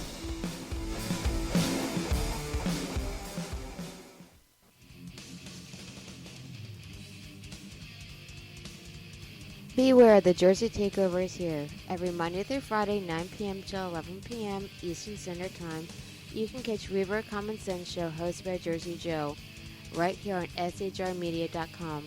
Only Jersey can deliver hell like no one else. So consider this your fair warning. Hey, this is Sackhead Clint, and I'm with Sackhead Sean, Sackhead BZ. No communists allowed on the SHR Media Network. Damn straight, mister. Back to the show. Conservative media done right. You're listening to the SHR Media Network. I like this song. It's a nice return. And it wakes me up. So does this. You know me, I gotta have my Diet Pepsi, right? It's really funny because I have a new article that just came out. This is from CBS News. And it's a poll, and it happens to be about Trump's first State of the Union address from CBS News. So, you know, it's going to indicate that the approval rating for the State of the Union speech by President Trump is... Is that Freudian or what? President Trump is going to be, I don't know, negative 175. It might break even at 0. It might even climb, it might skyrocket to 5%. Well, let's go over that speech from a CBS News poll. How did the speech make you feel? 8 in 10 Americans who watched tonight felt that the president was trying to unite the country rather than divide it. 2/3 said the speech made them feel proud, although just 1/3 said it made them feel safer. Fewer said the speech made them feel angry or scared. But as often the case in the State of the Union addresses, the people who watched tonight's speech leaned more towards the president's own party, at least compared to Americans overall. So there you go. There's the fly in the ointment. That's CBS trying to account for the potentially skyrocketing popularity of that speech because Trump's approval ratings suck. Okay, this is me putting down the phone because you want to know about approval ratings suck? Here's something the American media fucking maggots won't tell you. And that's this. Okay, President Trump's approval ratings are about, they've been going back and forth between about 43 and 45% in, say, the past month or so. His approval ratings, by the way, are above Trudeau in Canada. His approval ratings are above Emmanuel Macron in France. His approval ratings are above Theresa May in the UK. His approval ratings are above Angela Merkel in Germany. So, to all the Demorats and the American media maggots who say that Donald Trump's approval ratings are in the tank, and clearly the indication is that everyone else's is so much better, this is a visual just for you. But, of course, the American media maggots won't tell you that, and they won't feature it, and they won't trumpet it from the highest buildings across the land at all. Will they? No, of course they won't. Let us continue about the memo. We're unaware of any wrongdoing related to the National Security Court where these surveillance warrants are obtained for American citizens. Based on our reporting, Harris, the memo was drafted in such a way to reduce, even eliminate sensitive national security information. So it was drafted in a way that they anticipated that it would be public. So they tried to sort of streamline the process, if you will, and eliminate things that... Right, and that's why you, as the public, won't understand it. Isn't that what Quigley said? Isn't that what Nancy Pelosi said? Oh, all this stuff is classified and it's erroneous. Fucking false, because the FBI, just as you heard, said, we don't really find anything factually wrong with this. And Devin Nunes, in the process of writing it, was writing it in terms of public consumption. So therefore, according to the Demorats, you're too fucking stupid to grok its concept and to, as I indicate, connect the dots. Right? Real quickly, you talked about now 2 more Bureau officials looking at this since Sunday night in that rare meeting where Christopher Wray and 2 others were allowed to see it. It's my understanding from our reporting, Catherine, that the question was, are there inaccuracies here or anything that would, in national security form, harm America? From what we've been reporting, as far as I know, so far, no, right? Well, on the inaccuracies, the answer has been that they haven't identified anything, sort of to walk people through the... Okay, stop. Think about this. They haven't been able to identify any inaccuracies. You're an average person. I take, let's see, a couple of pieces of paper. And this is 2 pages, okay? Here's 2 pages. And I give you 2 pages of double-spaced information, and I say, here, read and digest these 2 pages, and tell me if in those 2 pages you find any inaccuracies, and probably you have a computer in front of you on your desk, right? And so you can go to your favorite search engine, quick like a bunny, just like I can, and you can right now. And how long do you think it would take you to vet 2 pages of paper for inaccuracies? Not very long. So that apparently is a huge issue with the FBI, right? And the FBI director made this rare visit to Capitol Hill on Sunday. He was able to look at the memo. It was a very small pool of individuals, less than a handful. And he said to the members of the House, look, I need to bring in my experts to look at this because, he can't know everything about... Okay, I'll grant him that. Okay, so he's going to bring in the big guys. He's going to bring in the folks that are the specialists on the FBI. Well, that's okay. That's great. Granted, that's the job of an FBI director. He can't and shouldn't know everything that there is to know. That's why he has FBI agents to do this sort of thing. And so he says, okay, take a peek at it. Every memo and every program and the details that are the most sensitive. So now we've confirmed that the FBI sent over someone from the Counterintelligence Division. This is the division that deals with issues like spying. So Stop. Let me throw this in there. What did Peter Strzok do when he was still working for the FBI before he went over to the Mueller team? Mueller? Oh, he was assistant director of the counterterrorism unit, the same unit that's verifying and vetting the two-page Devin Nunes memo. Linkage? So that would be Russia, and then also one of the lawyers from the Bureau to review it as well. I don't know if they took exception to the identification of individuals or other elements of the memo that really spoke to sources and methods, so that remains a question mark in our reporting. But based on what we've heard yesterday and today, they did not see evidence in the memo of inaccuracies. That's obviously not the position of Democrats. They say it may not be inaccurate, but it's certainly not the full picture of what happened here, Harris. They have their own memo, so they say, and I asked Hogan Gidley with the White House just shortly ago whether the president would also want transparency with that particular memo. He said that's a hypothetical right now. Democrats haven't put anything forward. Catherine, thank you very much. Right. Okay. So then, of course, this is going to be wonderful. I've got about 17 minutes late, and I'm wringing my hands with this because I have some audio. This, in fact, is our new American moment. Okay. There has never been a better time to start living the American dream. So, to every citizen watching at home. Okay. Stop. That's from the previous, that's a little tape that just came in here. This is what I want to play for you.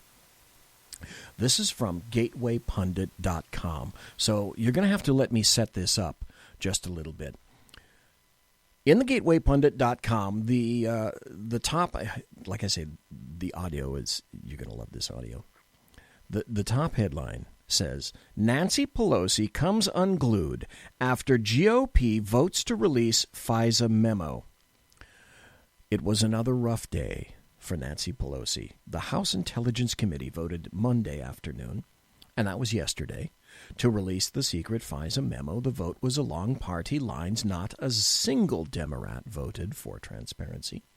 The memo, which was open to all House members to review, was read by 190 Republican lawmakers and only 10 Democrats in the last week. I wonder if that was purposeful. Now watch again.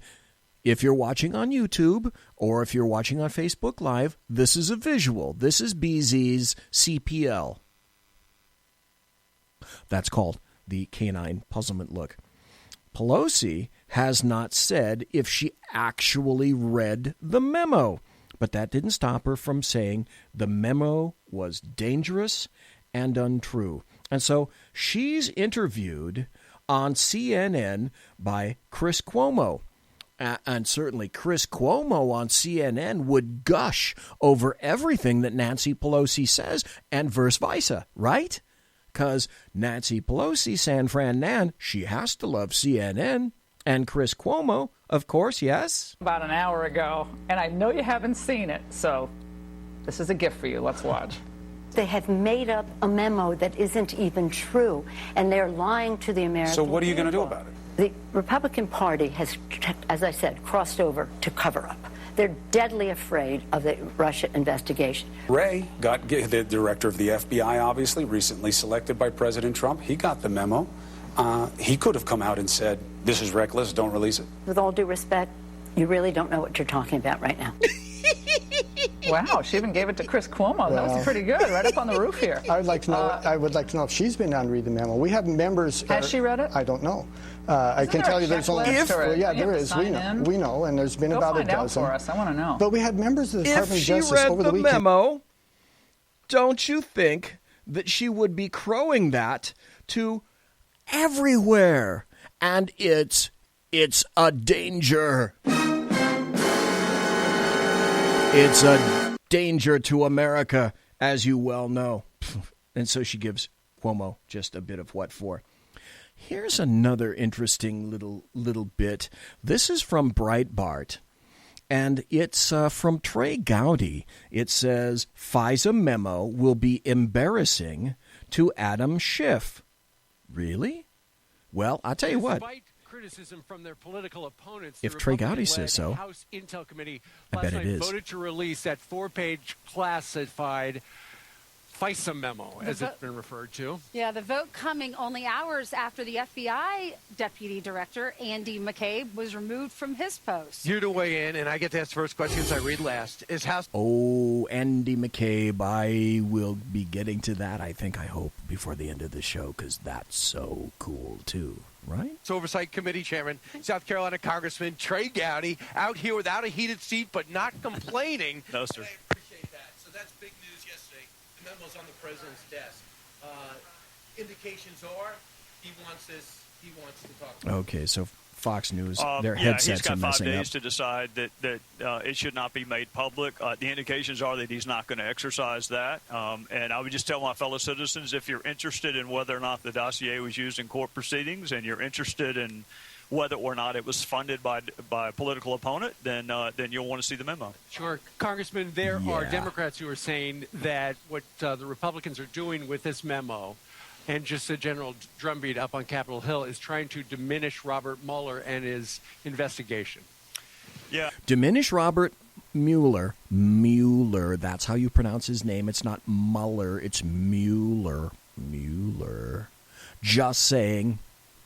Okay, so we can't have two truths at once. There have to be polar opposite truths. So Mueller can't continue his investigation, and we can't reveal the contents of the memo simultaneously and then let the American public, you, me, decide if that transparency is warranted? Apparently, according to the Demorats, no. You can't fucking chew bubblegum and walk at the same damn time. You proles, you serfs, you groundlings, you unwashed rabble. I think it was 2 days ago I said I support Bob Mueller 100%. I wasn't a math major. I don't think you can support someone more than 100%. So, look, my Democrat colleagues didn't want us to find this information. They did everything they could to keep us from finding this. And so did the FBI, up until the FBI, we just heard, said, we can't find anything that isn't truthful in this information. So, of course, they don't want us to share. Will it be embarrassing to them? I think it'll be embarrassing to Adam Schiff once people realize.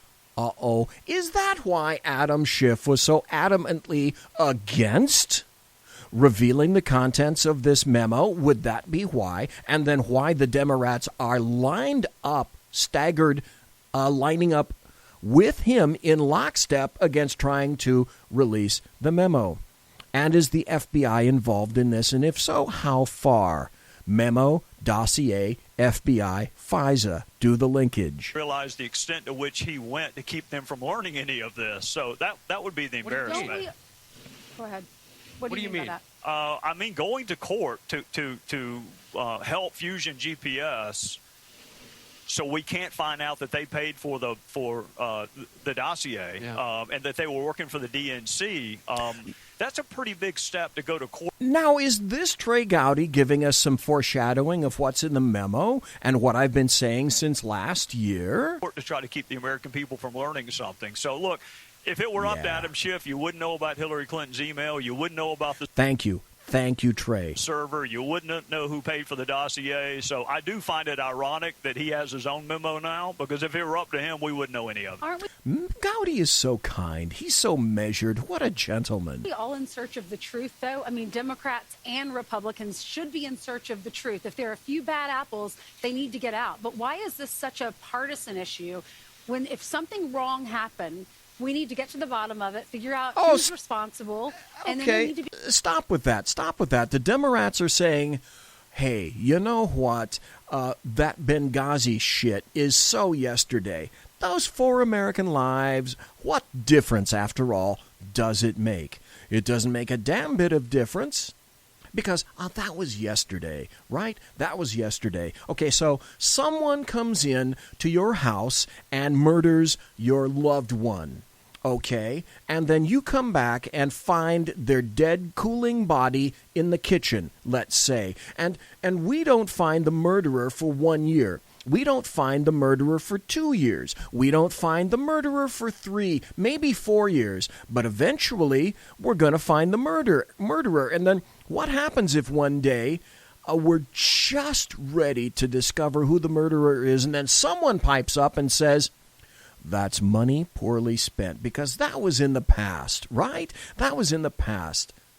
That's one murder. There are 4 dead bodies behind Benghazi. I will never give that up. Be consequences, but why did the Democrats have a problem with that? I don't know, Ansley. Trey Gowdy? I wouldn't say he's being disingenuous. I'm just saying Trey Gowdy's way, way, way too kind. My old job, it was about the pursuit of the truth. This job, it is about winning. And I think that's what frustrates people, and that's how you get a 7% public approval rating. Yeah. Congress has a 7% approval rating. The American media maggots have about a negative 30 approval rating, and Donald Trump has an approval rating over Trudeau, Macron, May, Merkel, almost anyone and everyone in Europe and North America. Imagine that. Oh, and also, I forgot, he has an approval rating higher than the Mexican president. Want to know? I voted to let the Democrat memo see the light in a week when it goes through it. I trust people to make up their own mind and draw fair conclusions. Thank you. Politics has denigrated to the point that it's about winning and it's about embarrassing the other side. And again, that's how you get a 7% public approval rate. So ultimately, Trey Gowdy, what are the questions that Trey Gowdy, when the cameras are off and you're talking to your buddies, that you need answered, that you pretty much don't know, but you think you're in the pursuit of? Okay, stop right there. This is a perfect time for this. And here's a reason that you've waited this long here. Because I have in my hot little hands right now a story by Representative Jim Jordan, and it's regarding the FBI, the DOJ, corruption, the dossier, and the memo. Representative Jim Jordan wrote this article, and it says, "My top 18 questions on the FBI DOJ corruption. As the new year launches, listen very carefully. It couldn't get more succinct than this. As the new year launches, there are 18 top questions to be answered about Russia and the FBI.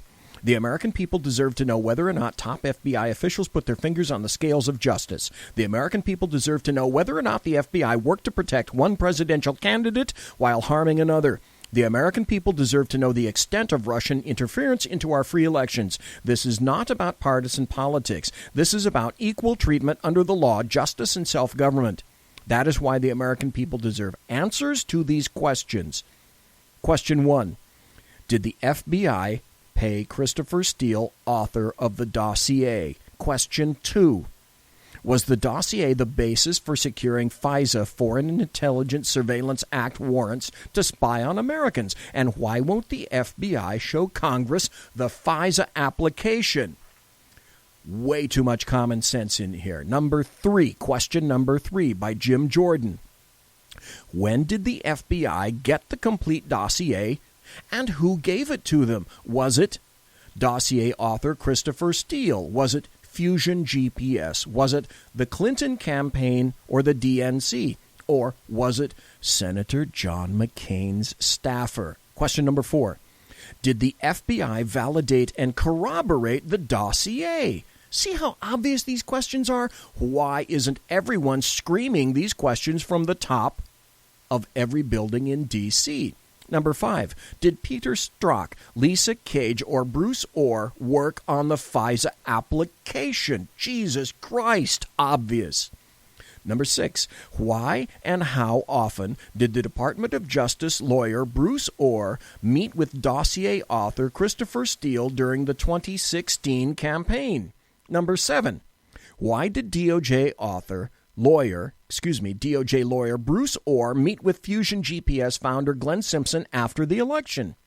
To get their story straight after their candidate Hillary Clinton lost, perhaps? Or to double down and plan how they were going to go after President-elect Donald Trump? Question number 8.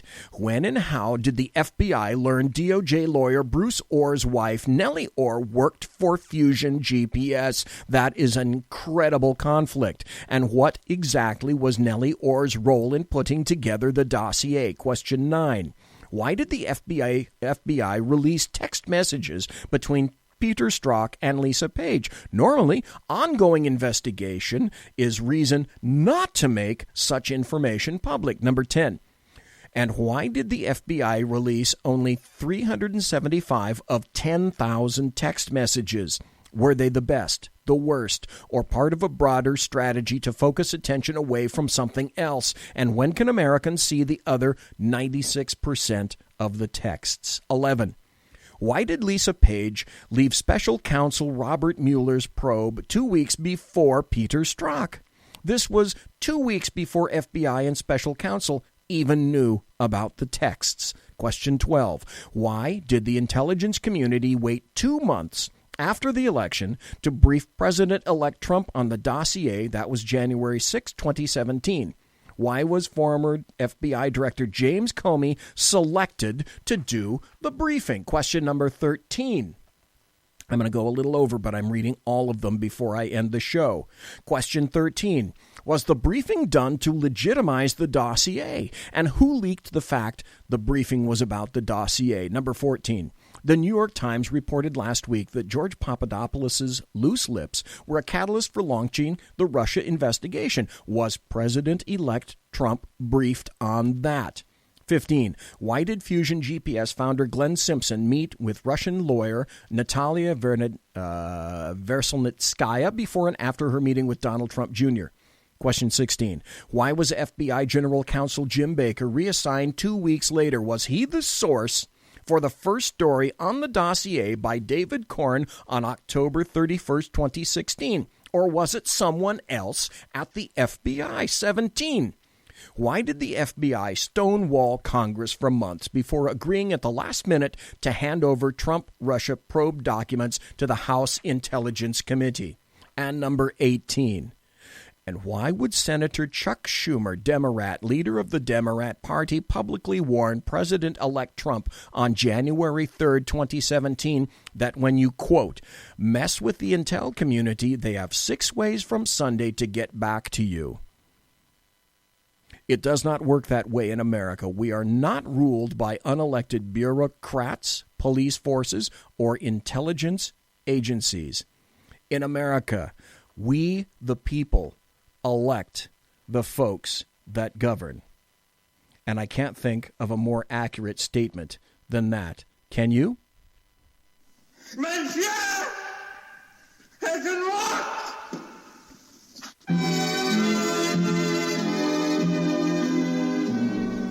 We'll meet again. Don't know where, don't know where, but I know we'll meet again some sunny day. Ladies and gentlemen, boys and girls, children of all ages, thanks for listening to the Bloviating Zeppelin's Berserk Bobcat Saloon radio show live and direct right here on the SHR Media Network. Go to shrmedia.com. If you want to contact me, you can go to my blog, bloviatingzeppelin.net. You can contact me on Twitter at bzep, B-Z-E-P, or you can send me a nastygram, email bz@shrmedia.com. Promotional consideration by the Boeing Corporation. If it ain't Boeing, I ain't going. And the Pratt & Whitney Engine Corporation. Thrust you can trust. Thanks to my personal KC-135 Kettle One refueling team, with which I will be consorting in less than an hour. And thank you again and again, ever so kindly, for listening to this program, listening to it live, listening to it in podcast, and taking part in chat. God bless, take care, be safe. Tomorrow night, Sackheads, be there. Aloha.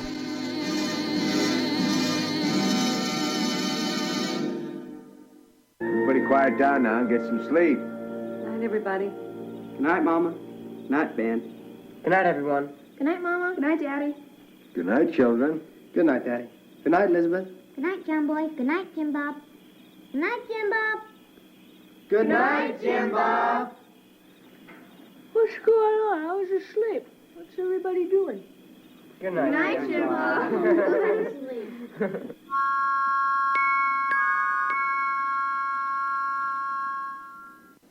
Good night, and good luck.